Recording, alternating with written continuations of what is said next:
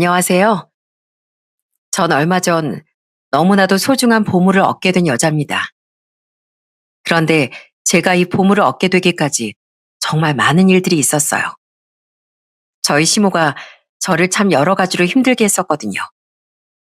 아마 대한민국 못된 시모 겨루기 대회 같은 게 있었다면 저희 시모가 아마 당당히 상위권을 차지하지 않을까 싶습니다.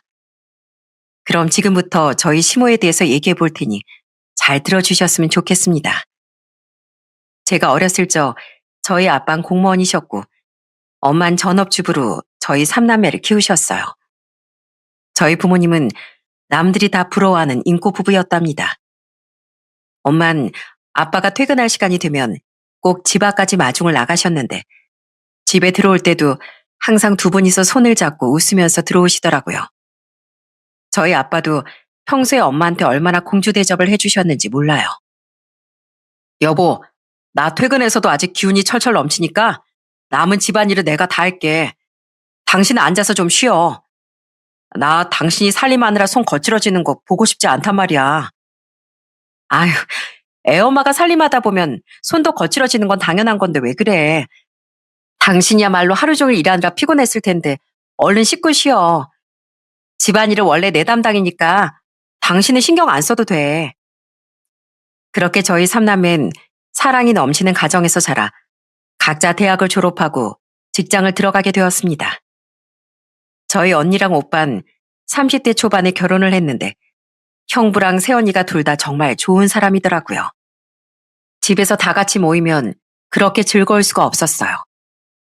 그러다가 저도 30대 중반에 독서 모임을 갔다가 저보다 3살 많은 한 남자와 친해지게 되었어요.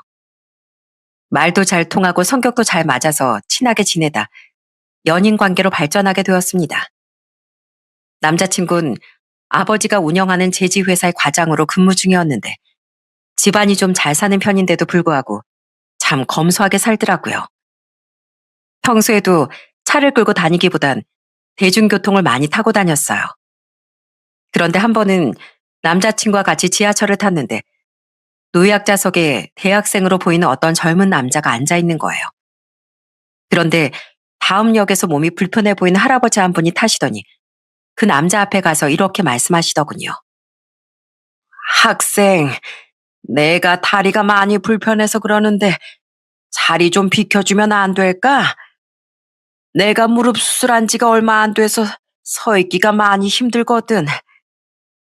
그런데 그 남자는 기분 나쁜 표정으로 할아버지를 올려다보더니 막말을 하기 시작하더군요. 할아버지, 지하철에 전세 냈어요? 내가 내 돈 내고 지하철 탔는데 왜 비키라 말아요? 보나마나 노인이라서 지하철 요금도 안 냈을 텐데 그럼 좌석에 앉을 생각을 하지 말아야죠. 그 남자가 그렇게 버릇없게 하는데도 다들 남의 일에 엮이기 싫은지 수군거리기만 하고 나서는 사람이 없었어요. 하지만 딱 한 명, 제 남자친구만이 자리에서 벌떡 일어나 그 남자한테 한마디 하더군요. 이봐요 학생, 여기 노약자석이라고 써 있는 거 안 보여요? 노인이나 장애인, 임산부 같은 약자들이 앉는 좌석인데 학생은 사지 멀쩡하고 젊은 사람이 왜 노약자석에 앉아요? 아 진짜, 아저씨가 뭔데 참견이에요. 별 꼰대 같은 게. 그래요. 학생이 보기엔 내가 꼰대일지 모르지만 내가 보기에 학생은 글자도 못 읽는 사람인 것 같네요. 그런데 지금이라도 노약자석의 뜻을 알았으니까 비켜야 하지 않겠어요?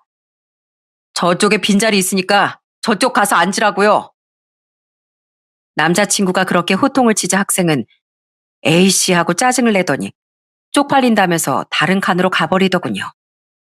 그때 그 할아버지께서 엄청 고마워하시고 다른 승객분들도 멋있다면서 박수까지 쳐주셨어요. 저도 다른 사람이 어려운 일을 당하고 있을 때 도와주는 모습을 보면서 참 멋있다는 생각이 들었습니다. 그러다가 한 번은 남자친구가 주말에 병원에 갈 일이 있다는 거예요. 어디가 아픈가 하고 물어봤더니 그게 아니라 직장 동료가 입원해 있어서 병문안을 가는 거라고 하더군요. 이분이 애도 2명이나 있고 연로하신 어머니까지 모시고 사는 가장인데 암에 걸리는 바람에 지금 입원해 있거든. 그래서 내가 아버지한테 말씀드려서 회사 차원으로 후원도 하고 있는데 그래도 너무 걱정돼서 시간 날 때마다 찾아가는 중이야. 아무리 같이 일했던 직장 동료라고 하더라도 이렇게까지 챙겨주는 걸 보고 남자친구가 참 마음이 따뜻한 사람이라는 생각이 들더군요.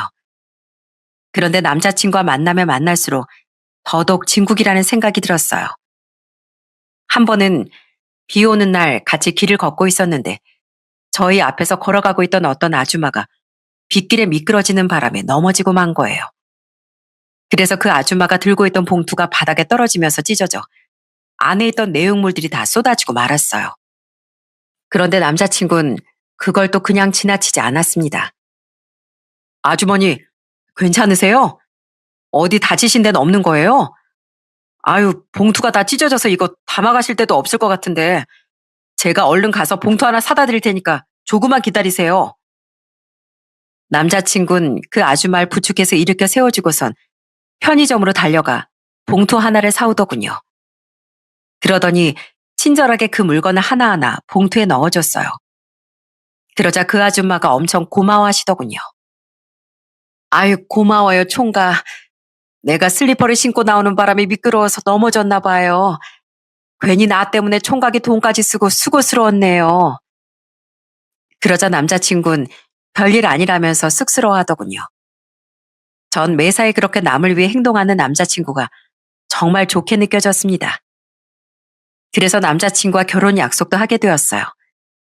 그런데 어느 날 남자친구가 갑자기 저한테 고백할 게 있다고 하더군요. 알고 보니까 27살에 한 번 결혼을 했었다는 거예요. 혼인신고는 안 했지만 3년 정도 같이 살다가 헤어졌다고 하더군요. 사실 내가 3대 독자다 보니까 우리 어머니가 손주를 엄청 원하셨거든. 그런데 그때 결혼했던 여자는 나이가 어리다 보니까 애를 늦게 낳고 싶어 했는데 우리 어머니가 하도 애를 낳으라고 압박을 주니까 그게 견디기 힘들었나 봐. 진작에 얘기했어야 했는데 이제야 말하는 거 정말 미안해. 남자친구가 그 여자랑 3년 동안 살면서 혼인신고를 안 했던 이유도 남자친구의 어머니가 애를 낳기 전까지 혼인신고를 하지 말라고 해서 그랬던 거라고 하더군요. 전 솔직히 그 얘기를 듣고 많이 놀라긴 했어요. 비록 혼인신고는 안 해서 서류상으론 깔끔하지만 그래도 남자친구가 한 번 결혼했던 사람일 거라곤 상상도 못 했거든요. 게다가 얘기를 들어보니 남자친구의 어머니가 만만치 않은 분인 것 같더군요. 하지만 전 남자친구가 워낙 좋은 사람이다 보니 그 정도는 감당할 수 있을 거라고 생각했습니다. 하지만 제 결심만 가지고 결혼을 할 수 있는 건 아니더라고요. 저희 부모님한테 결혼 허락을 받으러 갔는데 저만 좋으면 된다고 하신 엄마와는 달리 아빠가 엄청 반대를 하시더라고요. 선주 너, 내가 안 된다고 몇 번을 얘기해. 세상에 아무리 혼인신고를 안 했어도 어떻게 한 번 결혼했던 남자랑 결혼을 한다는 거냐고. 아빠, 결혼했던 전적보단 이 사람의 인성을 더 봐주시면 안 될까요? 이 사람 정말 세상에서 둘도 없이 착한 사람이에요.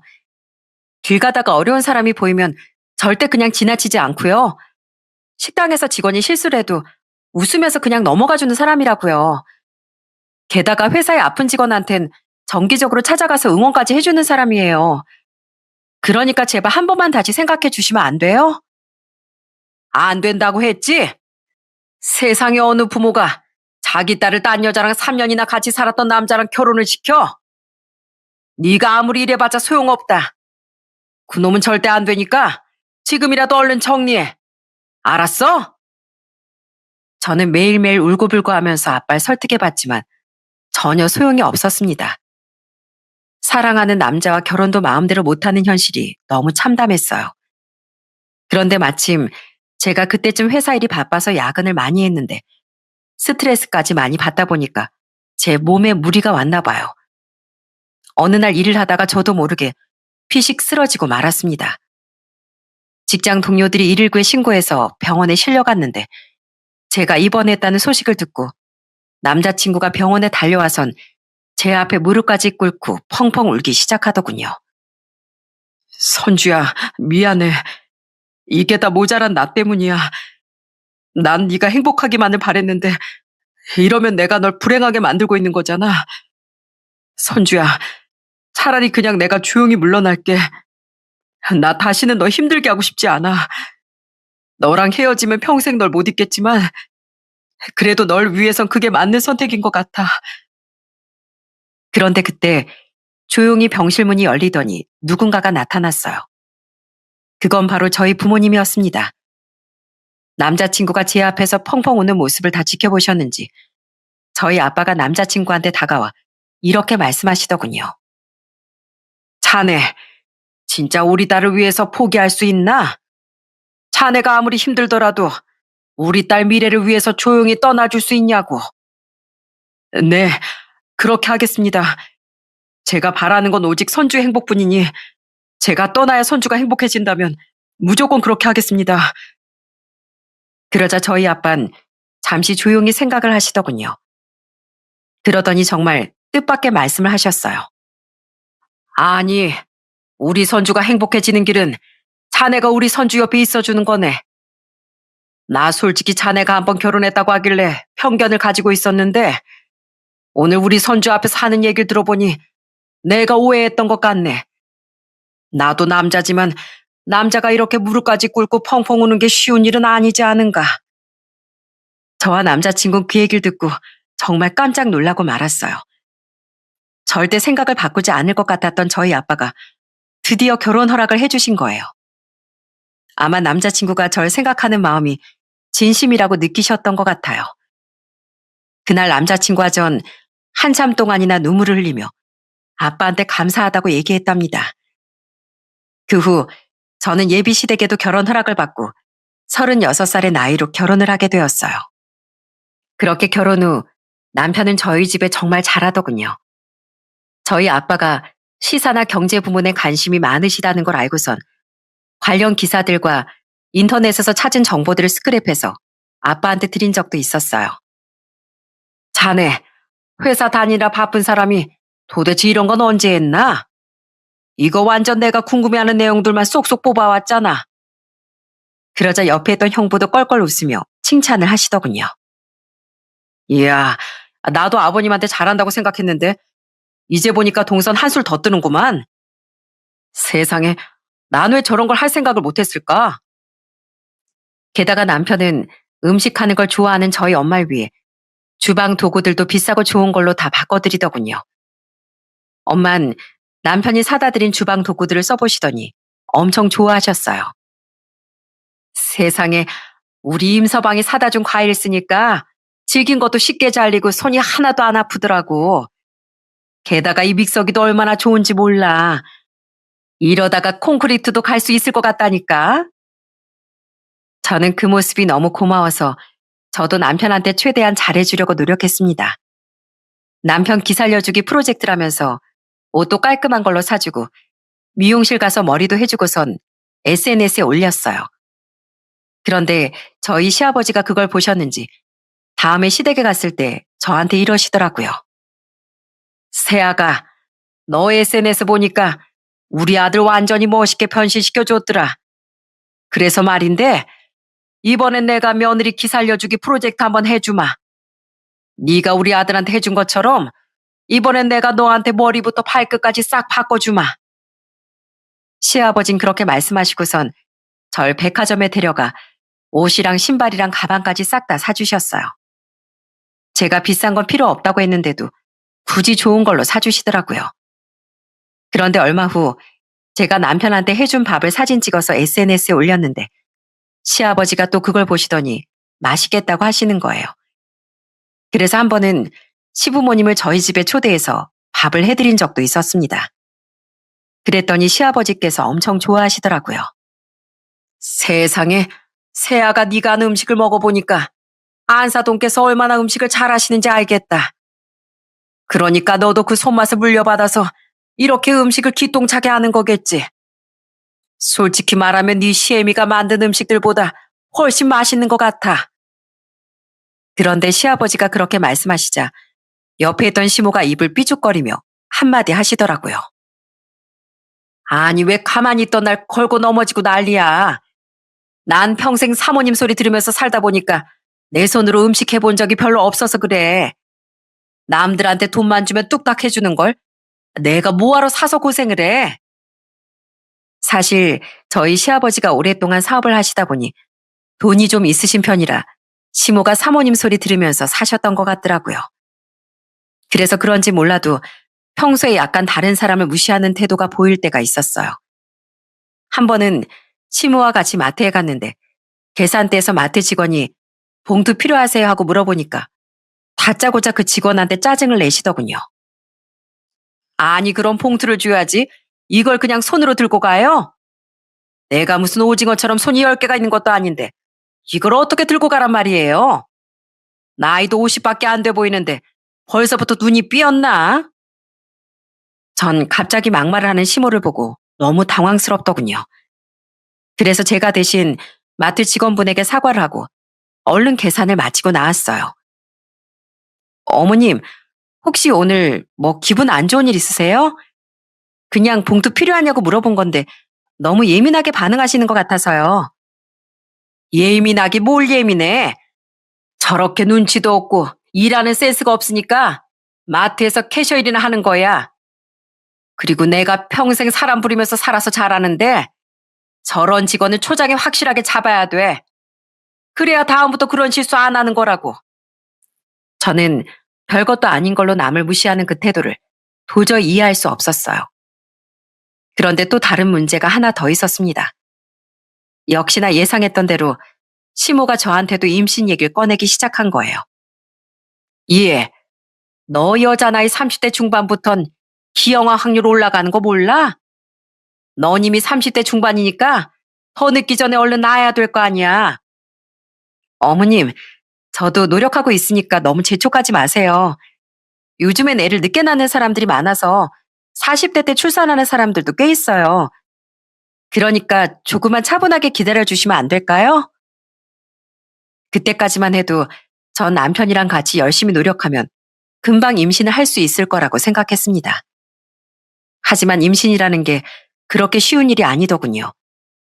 결혼한 지 5년이 넘었는데도 계속 임신이 되지 않는 거예요. 남편이랑 저랑 둘 다 식단 관리에 운동도 열심히 하고 한약도 쥐어 먹고 했지만 소용이 없었어요. 그러자 치모의 타박이 점점 심해졌습니다. 내가 이럴 줄 알았어. 이게 다 네가 나이가 많아서 그런 거잖아. 너 이제 어떡할 거야? 너 때문에 우리 임시 집안 대가 여기서 끊기는 거 어떻게 책임질 거냐고. 그러자 보다 못한 시아버지가 한마디 하시더군요. 당신 제발 그만 좀 해. 임신이 뭐 하고 싶다고 해서 다 되는 줄 알아? 아유 새아가 애 안 낳아도 되니까 괜히 이런 걸로 신경 쓰지 마렴. 난 너희들만 행복하게 잘 살면 된다. 시아버진 그렇게 말씀해 주셨지만 사실 저랑 남편도 애를 낳고 싶은 마음이 컸습니다. 그래서 결국 난임센터를 가서 상담을 받고 시험관 시술을 시작하게 되었어요. 온갖 검사에 시술에 자가주사도 맞아야 되고 초음파 검사는 또 어찌나 많이 하는지 병원을 정말 수도 없이 들락거린 것 같아요. 그 과정이 정말 고됐지만 그래도 임신만 할 수 있다면 다 감당할 수 있다고 생각했습니다. 하지만 정말 불행하게도 시험관 첫 시도는 실패하고 말았어요. 물론 한 번에 성공하기 어려운 건 알지만 그래도 너무 마음이 착잡하더군요. 그런데 안 그래도 마음이 울적한데 시모가 시험관 시술에 실패한 걸 알고 저한테 전화해서 또 막말을 하더라고요. 너 기껏 돈 들여서 시험관 시술해 놓고선 결국에 임신이 안 됐다며? 너 혹시 그거 유전 아니니? 네가 너희 엄마한테서 건강하지 못한 몸을 물려받아서 임신도 못하는 거 아니냐고. 어머님, 그게 무슨 말씀이세요? 저희 엄만 저희 삼남매 건강하게 낳으셨는데 이게 어떻게 유전이에요? 그럼 유전이 아니면 뭐야?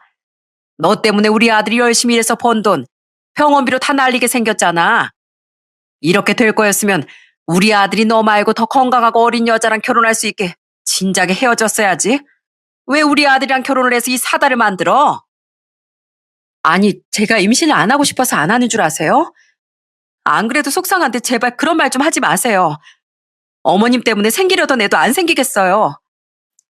저는 임신이 안 된다는 게 이렇게 큰 스트레스일 줄은 몰랐습니다. 주변에 보면 40대 임신하는 사람들도 꽤 있는데 왜 저만 임신이 안 되는 건지 너무 억울했어요. 정말 시모 말대로 제가 나이가 많아서 그런 건가 하는 생각에 스스로 자책을 하기도 했습니다. 하지만 그래도 꼭 아이를 갖고 싶다는 마음에 남편과 끊임없이 노력을 했어요. 혹시 임신이 될지도 모른다는 희망에 임신 테스트기를 몇 개를 썼는지 모른답니다. 그런데 제가 결혼한 지 6년쯤 되었을 때 평소처럼 아침에 임신 테스트기를 했다가 정말 놀라운 장면을 목격하고 말았어요. 세상에 맨날 한 줄만 뜨던 임신 테스트기에 처음으로 두 줄이 뜬 겁니다. 혹시 테스트기가 잘못됐나 하는 생각에 몇 개 더 해봤는데도 계속 두 줄이 나오더라고요. 전 드디어 임신을 성공했다는 생각에 정말 꿈을 꾸는 줄 알았어요. 마음 같아선 가족들한테 바로 알리고 싶었지만 마침 며칠 후에 시아버지 생신이길래 남편한테도 비밀로 하고 그날 서프라이즈로 알리기로 했습니다. 임신 사실을 혼자서만 알고 있던 며칠 동안 남편 앞에서 싱글벙글한 모습을 내색 안 하느라 제가 얼마나 힘들었는지 몰라요. 그렇게 시아버지 생신 당일 시댁에 모여서 식사를 하게 되었습니다. 저는 식사를 마친 후에 임신 사실을 알릴 생각이었어요. 그런데 아무것도 모르고 있던 시모가 밥을 먹던 도중 또 저한테 막말을 하기 시작하더군요. 너 지금 결혼한 지 몇 년째인지 알아? 벌써 6년이야, 6년. 너 내가 지난번에도 말했지? 이렇게 오랫동안 임신 못할 거면 그냥 우리 아들 젊은 여자랑 재혼할 수 있게 해주라고. 양심 있으면 우리 아들 인생 망치지 말고 알아서 떠나란 말이야. 전 또다시 구박을 하는 시모 때문에 너무 화가 나더군요. 그래서 밥 먹던 숟가락을 탁 내려놓고 이렇게 얘기했어요. 어머님, 도대체 저한테 왜 그러세요? 혹시 제가 마음에 안 드셔서 그러시는 거예요? 어머님 댁은 부자인데 전 그저 평범한 집안 딸이니까 그것 때문에 사사건건 저한테 시비 거시는 거냐고요. 세상에 어머님처럼 임신 가지고 이렇게 들들 볶는 시어머니도 없을 거예요. 뭐라고? 이게 보자 하니까 어디서 버릇없이 큰 소리야? 옛날 같았으면 시어머니가 한 소리 하면 찍소리도 못했어. 그런데 어디서 며느리라는 애가 따박따박 대들고 있어? 아, 그래요? 그렇게 옛날이 좋으시면 타임머신 타고 옛날로 돌아가시던가요. 전 옛날 사람이 아니라서 그렇게 하기 싫거든요. 뭐? 애 못 낳는 거 네 잘못인데 이게 어디서 큰 소리야? 네 나이가 벌써 42살인데 솔직히 말해서 여자 나이 42살이면 폐차급이야, 폐차급. 기능적으로 다 망가져서 폐차장 들어가야 된다고. 그나저나 너 혹시 결혼 전에 남자 많이 만나고 다닌 거 아니니? 그래서 밭이 건강하지 못해서 애가 안 생기는 거 아니야? 그렇지 않고서야 이렇게까지 애가 안 생길 리가 없잖아. 세상에 시모는 저한테 정말 별의별 막말을 다 하더군요. 너무 기가 막혀서 코웃음을 치고 있는데 듣고 있던 저희 남편이 벌떡 일어나 화를 냈어요. 어머니, 제발 그만 좀 하세요. 저랑 이 사람이랑 열심히 노력하고 있다고 말씀드렸잖아요. 애가 안 생기면 어쩔 수 없다고 생각하고 받아들일 줄도 아셔야지. 왜 자꾸 이 사람한테 그런 막말을 하시는 건데요? 그러자 저희 시아버지도 식탁을 쾅 치면서 크게 호통을 치셨습니다. 다들 그만하지 못해? 내 생일이라고 다 같이 모여서 식사나 하려고 했더니 도대체 이게 무슨 소란이야? 상황이 그렇게까지 번지자 전 이제 끝장을 내야겠다는 생각으로 가방을 뒤적거렸습니다. 그리고 가방 안에서 미리 챙겨온 임신 테스트기를 꺼냈어요. 그리고 시부모님 앞에 두 줄 있던 임신 테스트기를 내밀면서 당당하게 얘기했습니다. 어머님이 저 임신하길 그렇게 원하셨죠? 네, 저 임신했습니다. 아까까지 저한테 폐차라느니 남자 많이 만나서 그렇다느니 막말까지 하셨는데 이제 어쩌실 거예요? 저 진짜로 임신했는데 알지도 못하고 저한테 함부로 말씀하신 거 어쩌실 거냐고요. 그러자 시모는 당황해서 어버버하고 임신 사실을 처음 알게 된 저희 남편과 시아버진 너무 놀라서 서로 얼싸안고 기쁨에 환호성을 지르시더군요. 뭐? 진짜 새아가 네가 임신했다고? 세상에 이런 경사가 있나? 이거 완전 동네 사람들 다 불러다가 잔치라도 해야겠다. 여보, 나 이거 꿈 아니지? 진짜 당신 뱃속에 우리 아이가 들어있는 거야? 여보, 나 너무 기뻐서 막 눈물이 나올 것 같아. 나도 이제 아빠가 되는 거잖아. 그런데 시모는 제가 임신 테스트기까지 보여줬는데도 임신했다는 사실을 인정하지 않고 오히려 절 모함하기 시작했습니다. 너 그거 어디서 다른 사람 거 사온 거 아니야? 내가 얘기 들어보니까 요즘엔 두 줄 뜬 임신 테스트기도 서로 사고 팔고 한다며? 내가 겨우 그런 거에 속을 줄 알아? 그러자 시아버지가 또 한 번 시모한테 호통을 치시더군요. 이놈의 여편네야, 제발 그 주둥이 좀 다물어. 우리 며느리가 임신했다는데 어디서 말도 안 되는 소리를 짓거리고 있어? 그러자 시모는 씩씩거리면서 아무 말도 못하고 남편은 저를 꼭 안아주면서 달래주더라고요. 그렇게 전 그날 의기양양하게 집에 돌아올 수 있었습니다. 그런데 그날 이후 남편이 저한테 정말 잘해주더군요. 제가 소파에서 쉬고 있으면 따뜻하게 이불도 가져와서 덮어주고 밥도 자기 손으로 다 차려줬어요. 여보, 내가 알아보니까 임신 초기 때 제일 조심해야 한대. 그러니까 당신 아무것도 하지 말고 내가 해주는 대로 다 받아먹기만 해. 그리고 자꾸 우리 어머니가 이상한 말씀 하시는데 그것도 그냥 한 귀로 듣고 한 귀로 흘려버려. 나한테 누가 뭐래도 당신이 제일 소중한 거 알지? 하지만 남편이 그렇게 잘해주는데도 전 임신 기간 내내 엄청난 스트레스에 시달릴 수밖에 없었어요. 제가 나중에 초음파 사진까지 보여주니까 시모가 임신했다는 걸 믿긴 믿었는데 이번엔 또 이상한 걸로 절 의심하더라고요. 어느 날은 저한테 무슨 영상 하나를 보내줬는데 보니까 며느리가 바람 피워서 남의 애를 낳았다는 유튜브 사연이더라고요. 그런데 그걸 저한테 보내고선 전화해서 말도 안 되는 소리를 하시는 거예요.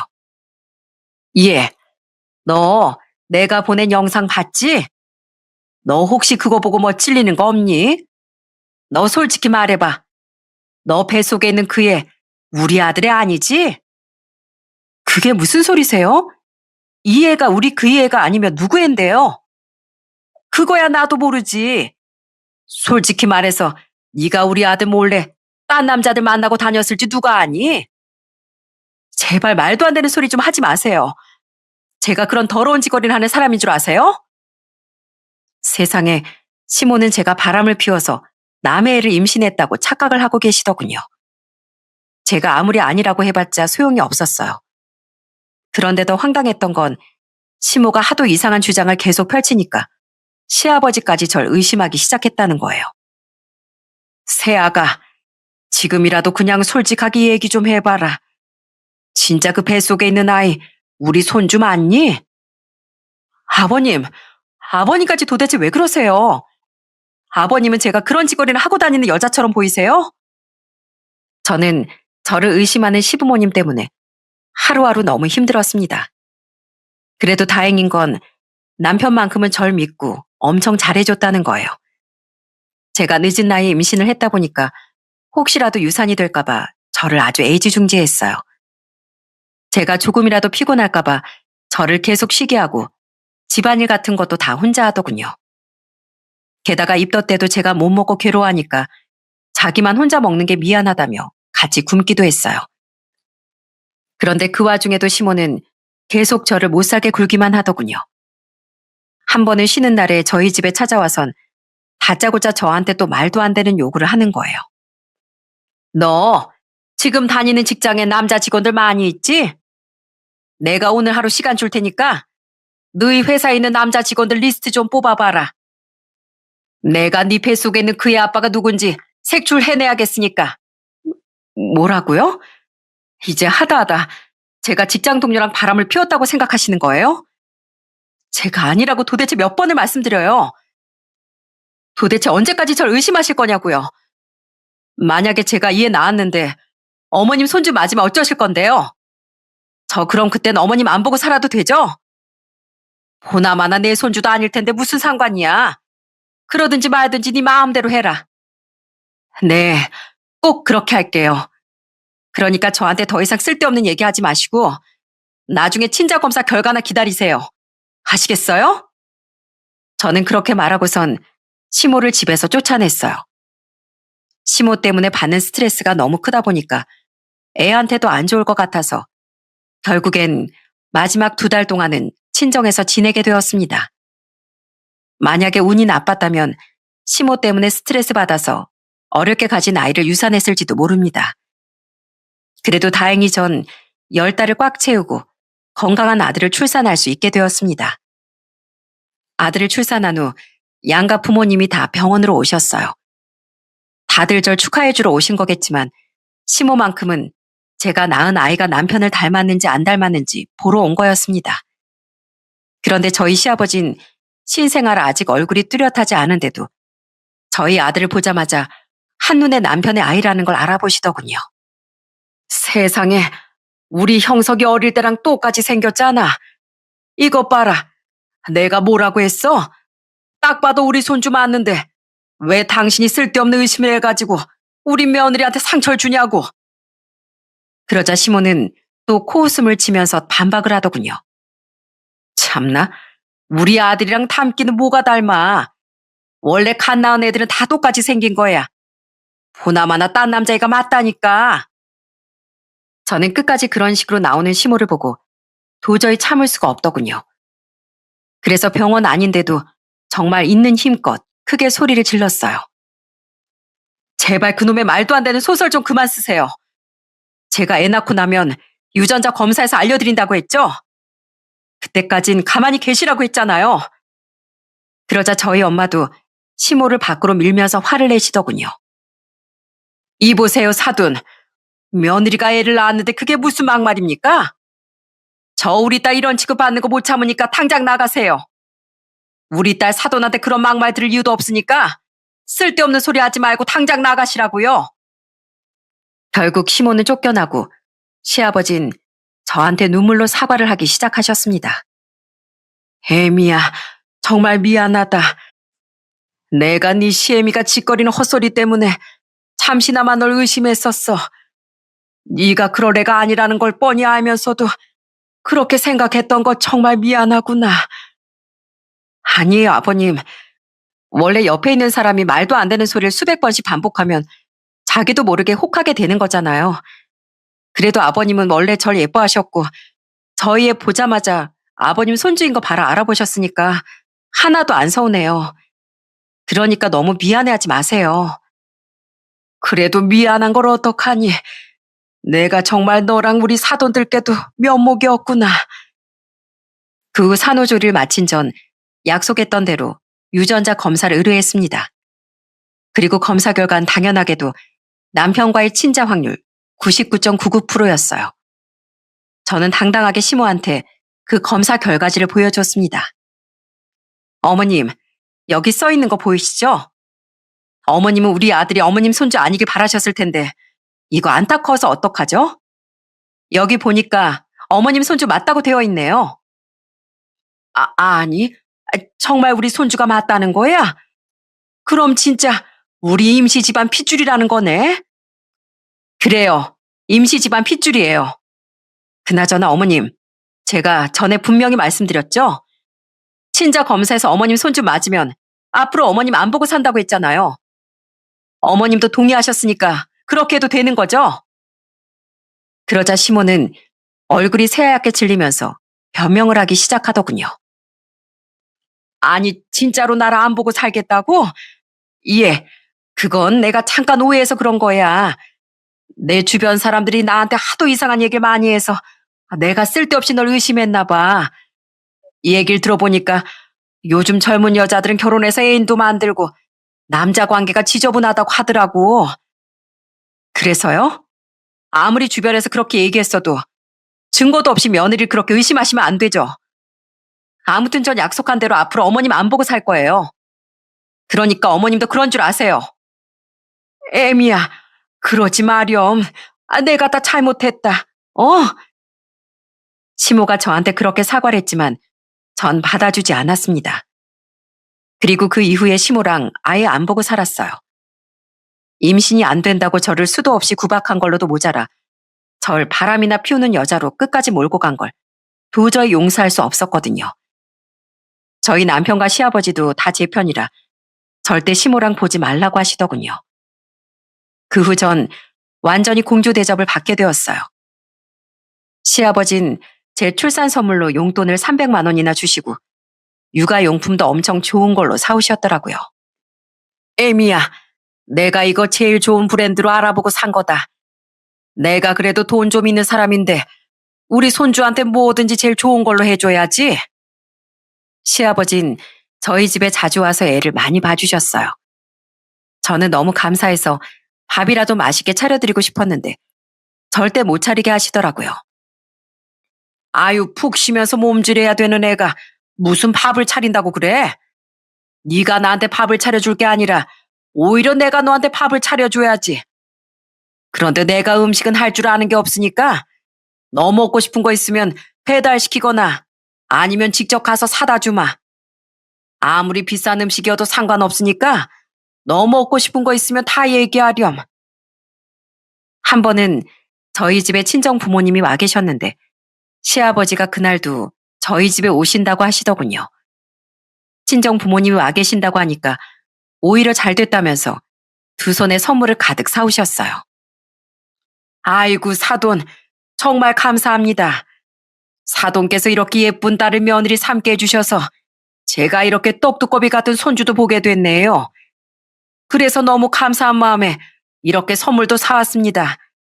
제 마음이니까 꼭 받아주셨으면 좋겠어요. 아유, 무슨 선물까지 주고 그러세요? 저희야말로 임서방같이 좋은 사이를 얻어서 저희 딸이 이렇게 공주대접 받으면서 살고 있으니까 오히려 저희가 더 감사하죠. 아닙니다. 저희 아들이 아무리 며느리한테 잘해준다고 해도 저희 안 사람이 한 짓이 있지 않습니까? 우리 며느리가 저희 안 사람 때문에 참 스트레스 많이 받았을 겁니다. 그런데 앞으로는 절대 그러지 못하게 제가 우리 며느리 보디가드가 될 테니까 너무 걱정하지 마세요.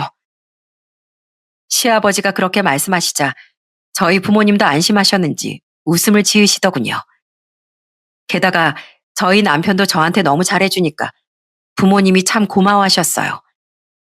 남편은 시아버지 회사에서 일하느라 피곤할 텐데도 퇴근하면 꼭 자기가 애를 다 봐주더라고요. 밤에도 애가 자주 깨는데 그때도 자기가 일어나서 분유도 먹이고 재우기까지 했어요. 여보, 출근하는 사람이 새벽마다 이러면 어떡해. 우리 재현이 내가 재울 테니까 얼른 자. 아니야. 내가 잠을 좀 못 자더라도 우리 재현이 한 번이라도 더 안아주는 게 좋단 말이야. 그리고 나 체력 엄청 좋은 거 몰라? 겨우 이 정도 가지고는 하나도 안 피곤하니까 걱정하지 마. 그런데 제가 이렇게 공조 대접을 받으면서 사는 동안 시모는 완전히 찬밥 신세로 전락하고 말았습니다. 친자 검사 결과지를 받은 날부터 시댁에도 안 가고 시모한테 저희 아들도 한 번도 안 보여줬는데 한 번은 시아버지가 저희 집에 와서 시모 얘기를 하시더라고요. 아유, 아무리 내 마누라라지만 진짜 뻔뻔해도 너무 뻔뻔한 것 같더라. 세상에 널 그렇게 못살게 굴고 우리 손주 남의 애라고 의심까지 해놓고선 이제 와서 우리 손주 보고 싶다고 나보고 너희 집에 같이 가자고 하는 거 있지? 그래서 내가 부정 탄다고 못 오게 했다. 본인이 한 짓이나 생각하면서 평생 반성하라고 말이야. 그러다가 또 한 번은 저희 집에서 시아버지랑 같이 식사를 하는데 시아버지가 맛있게 드시다가 또 이런 말씀을 하시더라고요. 아니, 네 시애미가 이번엔 또 얼마나 황당한 짓을 했는 줄 아니? 며칠 전에 갑자기 넣어준다고 무슨 반찬을 막 만들더라고. 시아버진 반찬을 만들고 있는 시모를 부엌에서 끌어내며 이렇게 말씀하셨다고 하더군요. 아니, 그렇게 며느리를 미워했으면서 그 반찬에 뭘 넣었을 줄 알고 그걸 나보고 갖다 주라는 거야? 우리 며느리가 얼마나 소중한 사람인데 어떻게 그런 의심스러운 음식을 먹이냐고. 아니, 내가 반찬에다가 뭘 넣는다고 그래. 난 그냥 우리 며느리가 애 낳느라 고생 많이 했으니까 반찬이라도 좀 챙겨주려고 그러는 거지.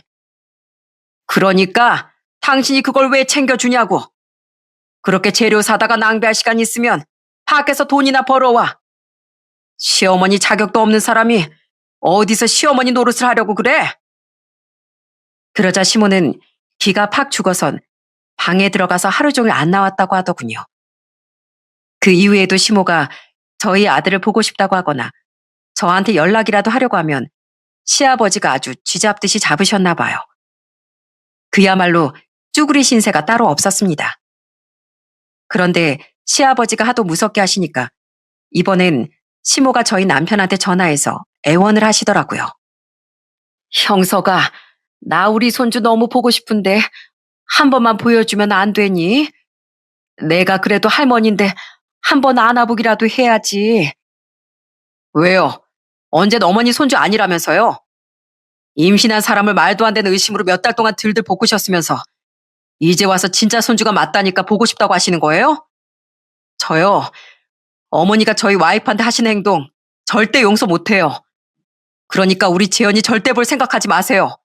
아시겠어요? 남편까지 그렇게 나오니까 이번엔 시모가 저한테 전화를 해서 사과를 하시더군요. 혜미야, 내가 정말 미안하다. 내가 쓸데없이 주변 사람들 말에 휘둘리는 바람에 그랬어. 내가 평생 네 시아버지 덕분에 사회생활도 안 해보고 편하게 살다 보니까 뭐가 맞고 틀린지도 구분하지 못하는 사람이 되었나 봐. 내가 너한테 그동안 막말하고 스트레스 준 거 사과할 테니까 제발 우리 손주 한 번만 보여주면 안 되겠니? 제가 왜 그래야 되는데요? 그렇게 제가 그만하라고 할 때 그만하셨어야죠. 친자 검사에서 어머님 손주 맞으면 앞으로 어머님 안 본다고 했을 때 저한테 뭐라고 하셨어요? 어차피 어머님 손주 아닐 거 뻔하니까 그렇게 해도 된다고 하셨죠? 사람이 한 입으로 두 말하는 거 아니랬는데 이제 와서 이러시면 안 되죠. 어머님이 지금 저한테 사과하신다고 해서 제가 그동안 어머님한테 당했던 게 없었던 일이 되는 건 아니잖아요. 그럼 내가 앞으로 너한테 더 잘하마. 나 때문에 네가 상처받은 거 다 없어질 수 있게 내가 너한테 정말 잘해줄 테니까 한 번만 용서해다오. 어머님, 한 번 엎질러진 물은 주워 담을 수가 없는 거예요. 어머님은 제가 수도 없이 아니라고 얘기를 했는데도 한 번을 안 믿어주셨잖아요. 그러니까 저도 어머님이 몇 번을 사과하시든 용서해드리고 싶은 생각이 없네요. 그러니까 그런 줄 아세요. 애미야, 이러지 마렴. 애미야. 시모가 끝까지 불쌍한 목소리로 저한테 애원을 했지만 저는 절대 그 사과를 받아주지 않았습니다. 아마 직접 겪어보지 않은 사람들은 제가 시모한테 그동안 받은 스트레스가 얼마나 컸는지 잘 모르실 거예요. 아무리 아니라고 얘기를 해봤자 들어주지 않으니 꽉 막힌 벽이랑 대화를 하는 것 같고 하지도 않은 일로 의심을 받고 욕을 먹으면서 정말 억울했거든요. 그래서 이제부턴 정말로 절 사랑해주는 사람들만 챙기기로 했습니다. 저희 아들은 얼마 전에 돌이 지났는데 돌이 되기 한 달 전부터 걸음마를 시작했어요. 지난주엔 시아버지가 저희 집에 오셔서 저희 아들이랑 같이 집 앞에서 산책도 했답니다. 시아버지와 남편이 저희 아들의 손을 양쪽에서 잡은 상태로 저희 아들이 아장아장 걷는데 그 모습이 정말 너무 예쁘더라고요. 세상에, 우리 손주가 이렇게 걸음마를 잘해? 누워서 조그만 입으로 우유 먹던 게 엊그제 같은데 언제 이렇게 큰 거야? 애미야, 지금 우리 셋이 이렇게 걷고 있는 거 동영상 좀 찍어주렴. 내가 집에 가서 자기 전에 매일 봐야겠다. 그래서 제가 그 모습을 동영상으로 찍어서 시아버지한테 보내드렸더니 엄청 좋아하시더군요. 전 3대가 나란히 손을 잡고 있는 그 모습이 너무 보기 좋아 친정에 갔을 때 저희 가족들한테도 그 영상을 보여줬습니다. 그러자 저희 부모님은 물론이고 언니랑 오빠까지도 몇 번이나 반복해서 그 영상을 보더라고요. 어머, 이제 보니까 우리 재현이가 아빠만 닮은 게 아니라 할아버지까지 똑 닮았네. 이렇게 나란히 서 있으니까 완전 그림이 따로 없다 얘. 그러게, 이렇게 보니까 나도 이런 영상 하나 찍고 싶어지는걸? 아버지, 우리도 이런 영상 한번 찍어봐요. 손주들도 많으니까 한번 날 잡아가지고 경치 좋은 곳 가서 다 같이 손잡고 영상 한번 찍자고요. 그럼 그럴까? 그런데 난 손주가 벌써 5이라 다 같이 손잡고 찍으면 무슨 기차놀이 하는 줄 알겠는걸? 그래도 이걸 보니까 부럽긴 부럽네. 그래, 네 말대로 우리도 이렇게 한번 찍어보자. 이게 다 추억이지 뭐. 결혼 6년 만에 어렵게 아들을 얻은 전 지금 저희 아들 덕분에 엄청 행복하답니다. 어렵게 찾아온 아이인 만큼 정말 최선을 다해 키우고 싶어요. 저희 아들한테 가족이란 게 이렇게 따뜻하고 소중하다는 걸 꼭 보여주고 싶습니다. 전 아직도 시모랑은 안 보고 사는데 솔직히 언제까지 이렇게 지낼지 모르겠어요. 나중에 시간이 흐르면 언젠간 시모를 용서할 날이 올 수도 있겠지만 적어도 아직은 아닌 것 같습니다. 제가 그동안 시모한테 받았던 상처가 너무 컸기 때문에 그게 아무는데 시간이 많이 걸릴 것 같아요.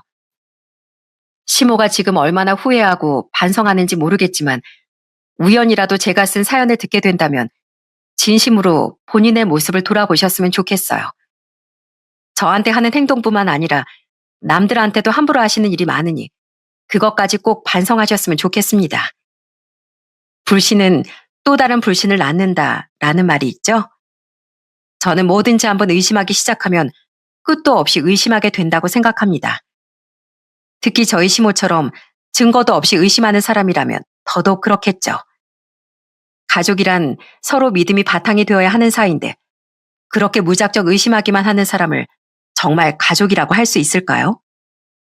그래서 전 제 사연을 듣고 계시는 분들만큼은 가족들과 믿음을 바탕으로 서로 존중하면서 지내셨으면 좋겠어요. 남들이 다 의심해도 가족만큼 믿어줘야 되는 건데 가족이 먼저 의심하면 그만큼 큰 상처도 없는 거니까요. 그럼 전 이쯤에서 제 이야기를 마치도록 하겠습니다. 끝까지 들어주셔서 정말 감사합니다. 오늘도 사랑과 웃음이 넘치는 하루 보내시길 바랄게요.